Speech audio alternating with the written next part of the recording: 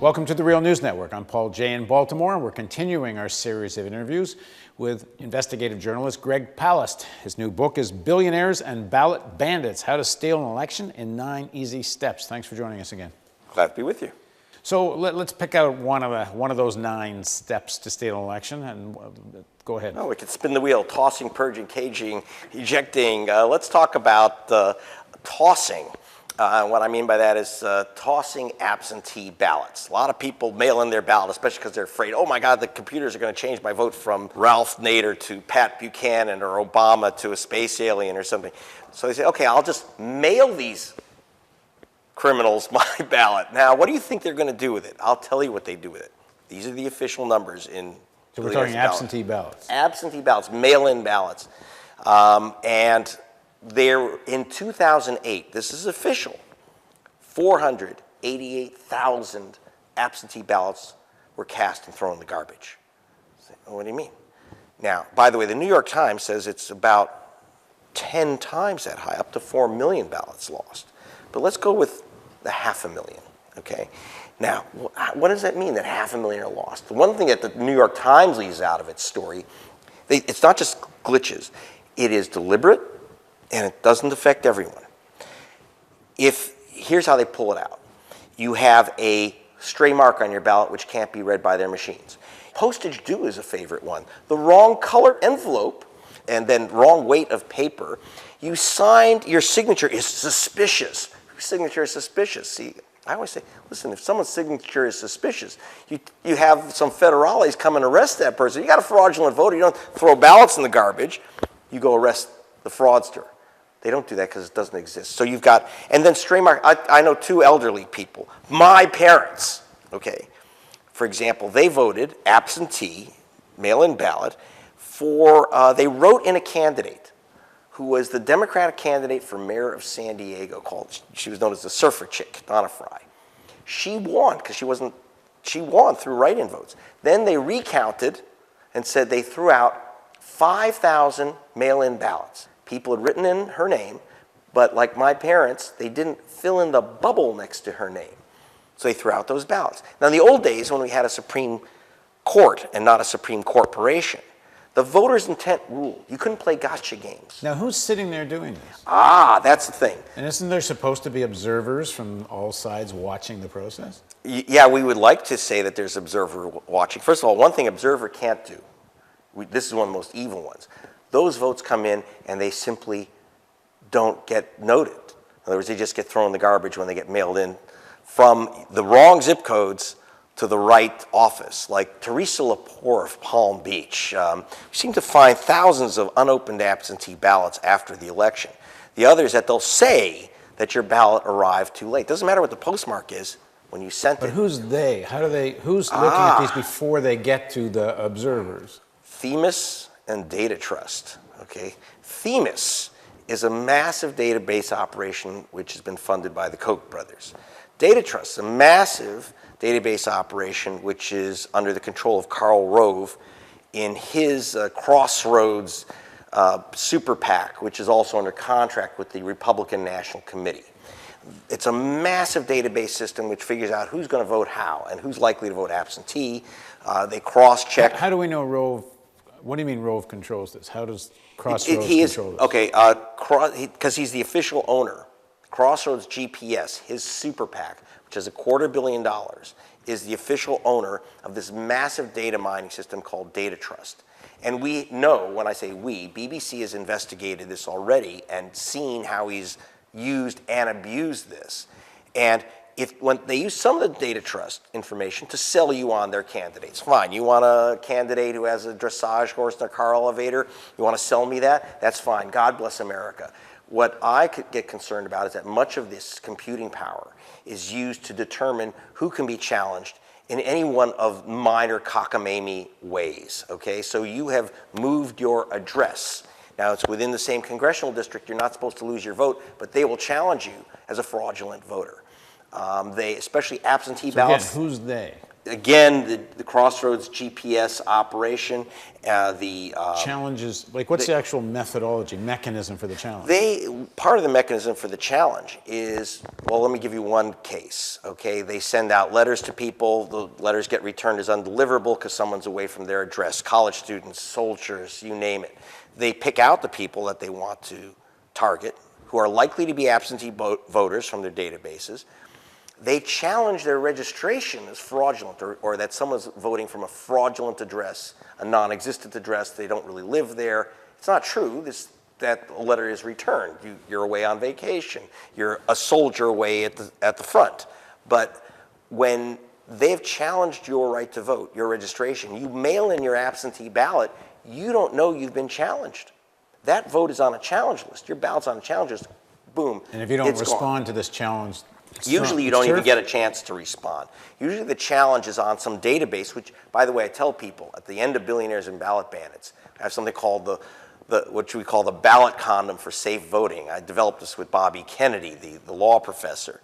And it's 7 ways to beat the ballot bans. And one thing is, please check your registration, Paul, because if it says on your form PAL or Baltimore instead of Baltimore, you're out of business. You can't vote. Now, are both sides doing this? I mean, you're talking about Rove and the Republicans, but are the Democrats doing the same thing to Republican voters? The Democrats are absolutely doing some of the same things, except that the Republicans, by creating these massive, massive databases, are far more sophisticated. The Republicans are dealing with really expensive algorithms and data mining, and the Democrats are still playing with their floppy disks. So it's a very, very different level of attack. Now, you were mentioning sometimes if it just has a mark on it that the computers can't read. Who looks at that and says, oh, there's a mark on it, we can challenge this? Who gets hold of that? There's different ways it's done. One, the worst is that we have very, very politicized people in charge of counting votes. In the current 2012 election, for example, the Secretary of State of Ohio is going to be crucial in determining who's president, as they were in 2004, when you had the Republican Secretary of State who sets up the rules for which ballots will be accepted and not, and is also, in 2004, the same person was chairman of the Bush for re-election campaign. You have the same thing now, but the Secretary of State of Ohio is a Republican, highly partisan, and so they will set these rules. For example, if you didn't use the envelope that they gave you, or in fact in 2004, you'll love this one, Blackwell gave out ballots and envelopes and then said, but Blackwell was the Secretary of State for Republican Secretary of State who also ran the Bush campaign, then disqualified votes using envelopes that he handed out. So, it's a pretty shameless operation.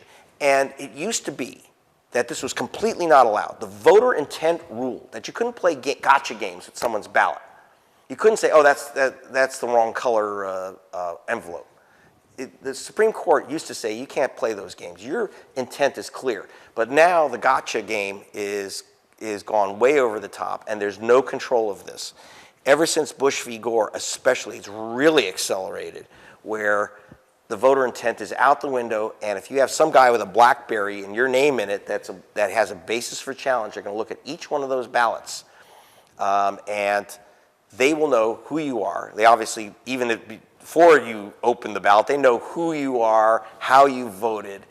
They will get you. So someone challenges an absentee ballot. The process is a letter goes to the person who's been challenged? No, I wish that were true. I wish it were true. Who pushes back on the challenge? Well, supposedly, there's 2 ways of doing it. One, if there's observers there from a party that will defend your vote. And for example, I found in New Mexico that the Democratic Party was literally absent from the review of absentee ballots. I did, by the way, warn Senator Al Franken that his election was stolen through the non-count of absentee ballots. That's why he's a senator now, because I'd warned him. I said, did you look at the absentee ballots? Were all your absentee ballots counted?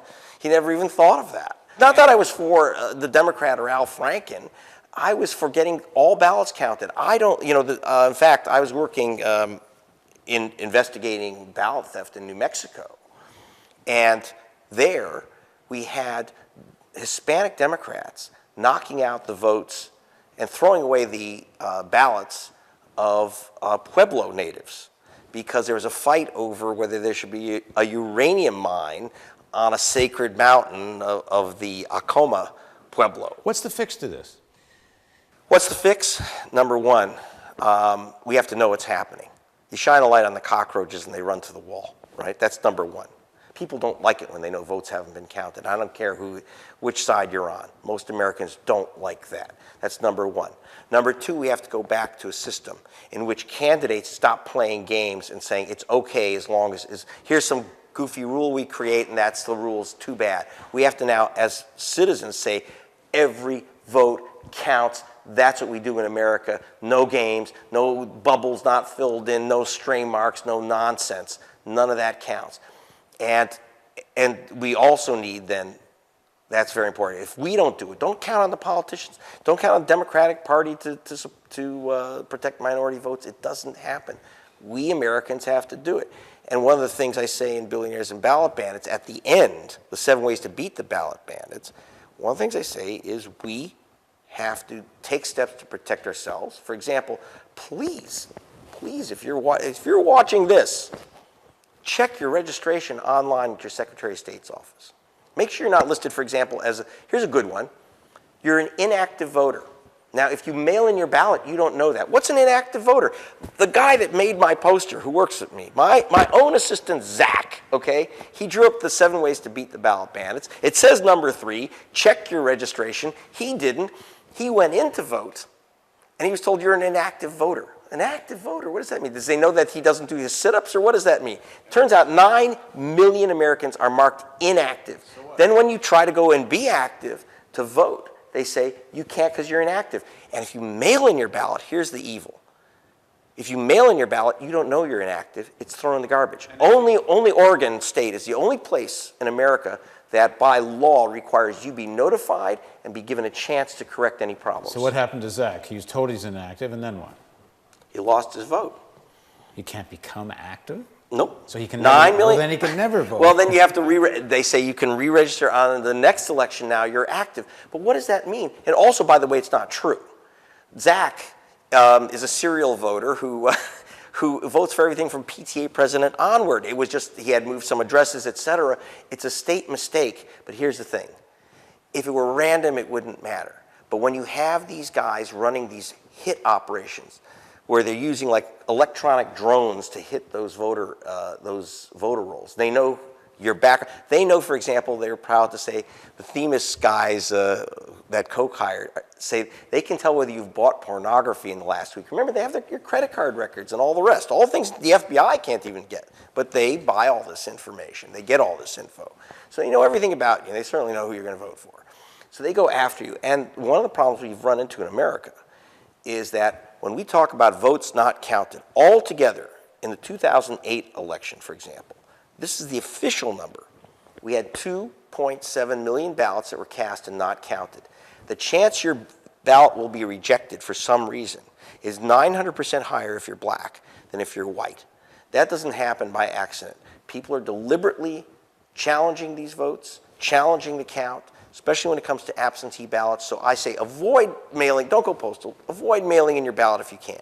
But in the end, we can check our registrations. We can carry in our ballot. I say do vote early, so if they say, hey, Paul, you're inactive, you can say, oh, wait, I'm going to call the elections clerk and get that straightened out. Those are things you can personally do. But America has to demand that candidates and the people decide that every vote must be counted. And it's not cute. It's not cute that George Bush won the presidency of the United States in 2000 by 537 votes in Florida.